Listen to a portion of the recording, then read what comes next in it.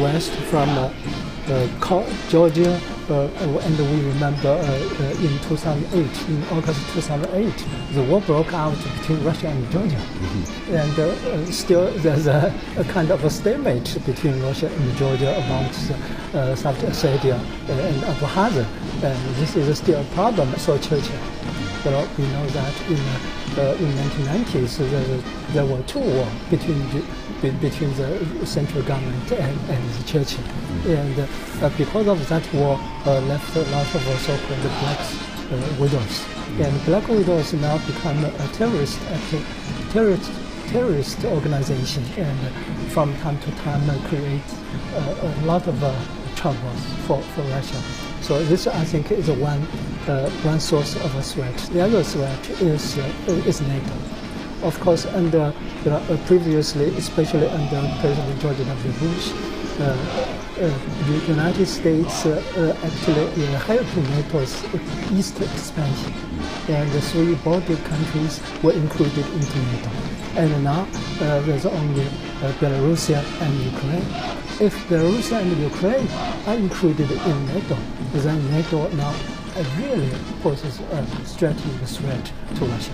So Russia's strategic space has been constantly squeezed by NATO and by the United States, and especially under President George W. Bush, the deployment of missile defense was a really focal point between Russia and the United States. At that time, the U.S. reached an agreement with Poland and Czechoslovakia to deploy the missile in Poland and deploy the radar system in Czechoslovakia, and then Russia threatened to deploy Iskander missile in Kaliningrad. So at that time, I think the relationship between Russia and the United States was really very, very tense. But of course, Obama changed the idea. But this, again, is something has not yet been decided. U.S. said, it would deploy missile defense here. And sometimes people even saying that Russia can be included into the defense system, etc. But this is not yet been set. And also the relationship between Russia and NATO is also one problem. So I think Russia's strategic defense, the major direction of a strategic defense certainly is in the West. In the East, as Dr. George mentioned, there are also some problems, especially Russia's territorial dispute with Japan. It has become a very hot topic, and also the tension on the Korean Peninsula. We know that last year the tension on the Korean Peninsula has been accumulating, and at that time the Chinese foreign minister visits Russia, and the two deputy foreign ministers by Russia and China, deputy foreign ministers issued a joint statement. We will not let the war break out again on the Korean Peninsula.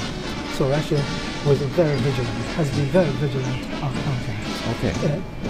And to get some Russian perspective, let's try to cross over to Pavel Fleckenhauer once again, a defense analyst in Moscow. So, Mr. Fleckenhauer, we just been talking about the Russian security situation. What is the Russians reading about its own security? What is the priority for Russia right now? Well, of course, the priority is nuclear missile deterrence. That's the cornerstone of Russian military security.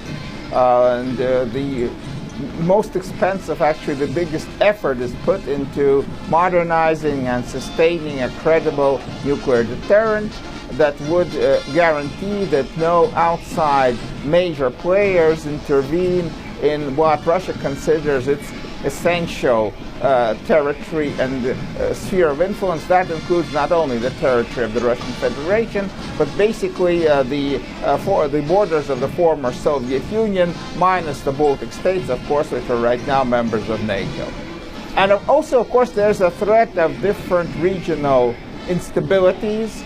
There is a constant low-level anti-terrorist campaign in the Northern Caucasus. There's tension in the Trans-Caucasus. And also there's the potential threat of